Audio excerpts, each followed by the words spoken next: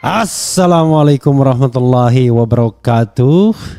Sobat RH sekalian, jumpa lagi kita di channel yang keren ini. Keren cadas.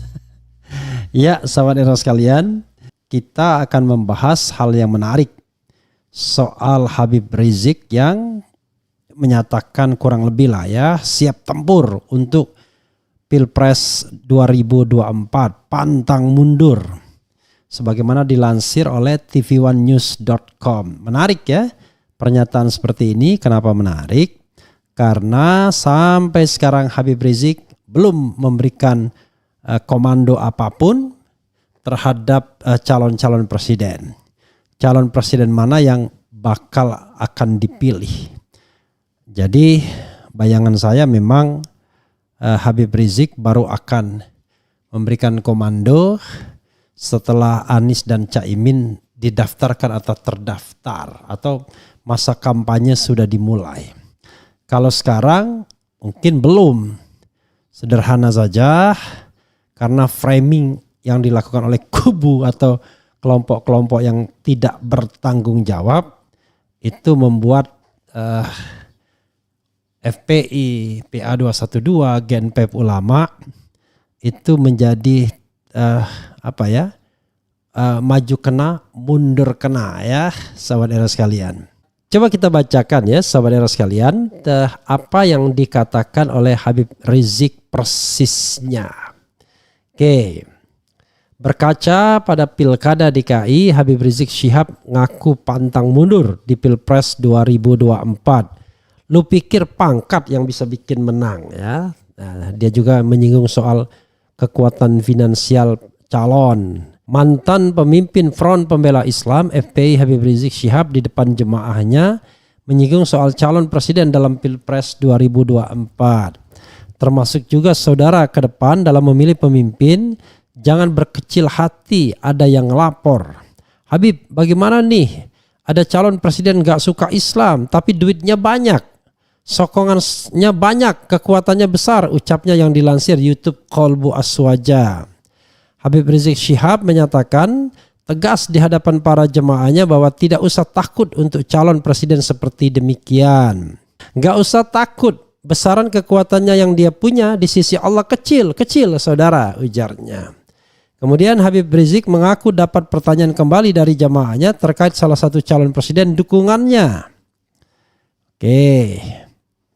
Habib, bagaimana nih kalau besok kita nggak punya duit? Kira-kira bisa nggak kita menangkan calon presiden kita? Ucapnya menirukan pertanyaan jemaahnya. Luar biasa ya. Menjawab hal itu, Habib tak merasa khawatir karena memiliki backing yang maha kuasa. Allah Subhanahu wa Ta'ala. Luar biasa. Saudara, kita punya backing yang maha kaya, betul? Ungkapnya. Ini para penjahat-penjahat yang memeras rakyat, mereka punya dukungan backingnya cuma oligarki busuk. Sedangkan backing kita siapa? Allah. Siapa yang maha kaya? Allah, ujarnya dalam ceramahnya.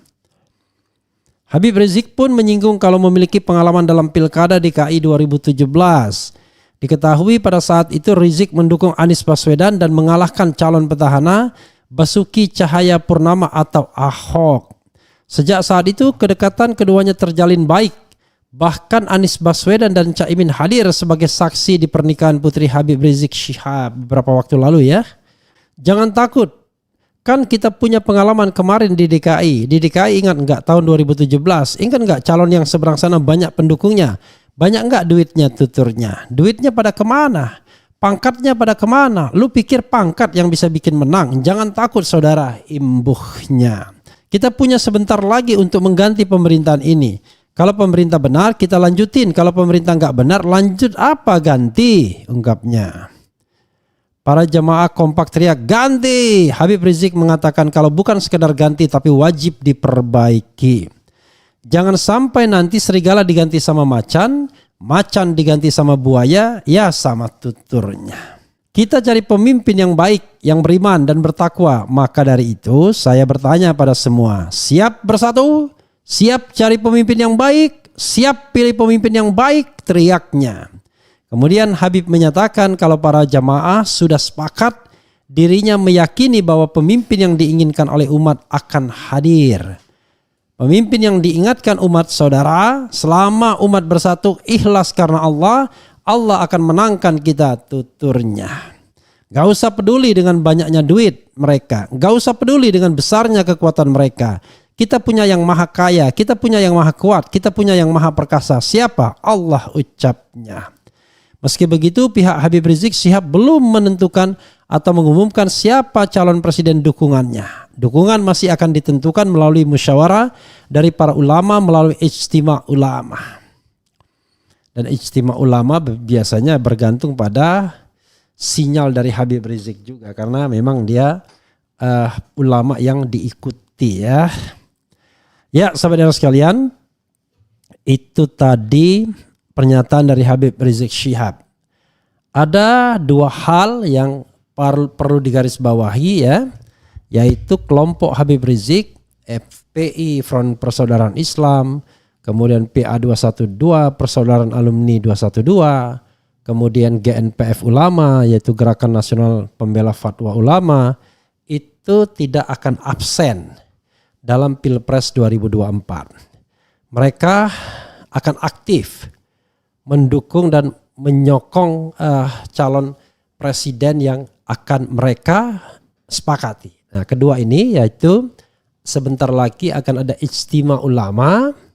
Tentu ulama-ulama yang terafiliasi dengan PA212, FPI, kemudian GNPF Ulama, atau bahkan tidak terafiliasi sekalipun tetapi bersedia dan mau datang untuk menentukan calon presiden pilihan.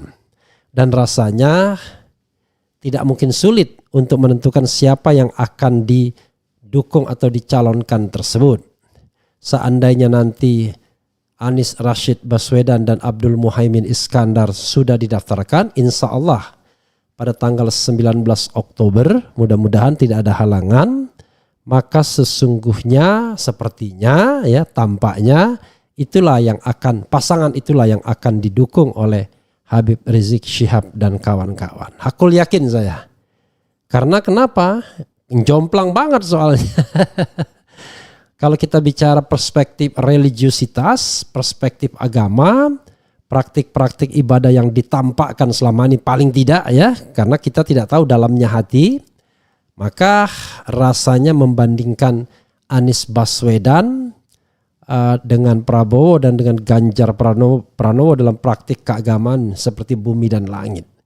So easy ya, very easy untuk menentukan mana yang religius ya, yang agamis, mana yang tidak.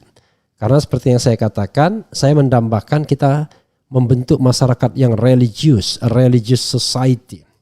Saya yakin ya, masyarakat religius itu akan menyelesaikan banyak persoalan bangsa ini. Karena kalau warga negara patuh dan taat pada perintah agamanya masing-masing, whatever the religion, maka saya menganggap bahwa 75 persoalan bangsa ini akan selesai. Sisanya tinggal manajemen perbaikan dan lain sebagainya. Karena dalam religious society, ya orang tidak mau memakan hak orang lain. Orang tidak mau serakah, orang pasti mau berbagi. Tidak ingin membiarkan fakir miskin dan anak-anak terlantar di jalanan dan lain sebagainya. Dan bagaimanapun, sampai kapanpun, peran ulama sangat dibutuhkan untuk memberikan guidance dalam kita memilih pemimpin, termasuk tentunya komando guidance dari seorang Habib Rizik Syihab. Orang benar ya, orang lurus, berani mengatakan yang benar dan benar, yang salah dan yang salah, tetapi sering dipersekusi, bahkan mengalami kekerasan opini, kekerasan pendapat dalam banyak kesempatan oleh tokoh-tokoh, kelompok-kelompok yang dekat dengan pemerintahan hari ini. Padahal you name it, kapan kelompok ini mencuri misalnya, kapan kelompok ini korupsi misalnya. Kalau di masa lalu sering melakukan kekerasan, yakinlah bahwa kekerasan tersebut terkait dengan tempat-tempat maksiat. Tidak bisa dibenarkan juga tentunya, karena itu adalah peran penegak hukum. Tapi kita tahu kalau penegak hukumnya tidak bekerja, bahkan menjadi backing tempat-tempat seperti itu, bagaimana negara kemudian mau berjalan secara baik, ya kan? Sementara di sisi lain ada kelompok-kelompok keagamaan yang mempersekusi ulama yang kritis dengan pemerintahan. Mau ceramah dipersekusi karena dianggap mengganggu dan lain sebagainya. Ustadz Somad, kemudian Ustadz Alfian Tanjung, macam-macam lah. Sering sekali dipersekusi misalnya kalau ingin menyampaikan ceramah. Yang mempersekusi kelompok Islam juga. Ternyata ujung-ujungnya karena beda orientasi politik saja, bukan karena akidah. Dan yang lebih hina lagi adalah hanya soal kepentingan finansial saja. Sahabat era sekalian, itu saja ya. Terima kasih ya. Wassalamualaikum warahmatullahi wabarakatuh. Cia.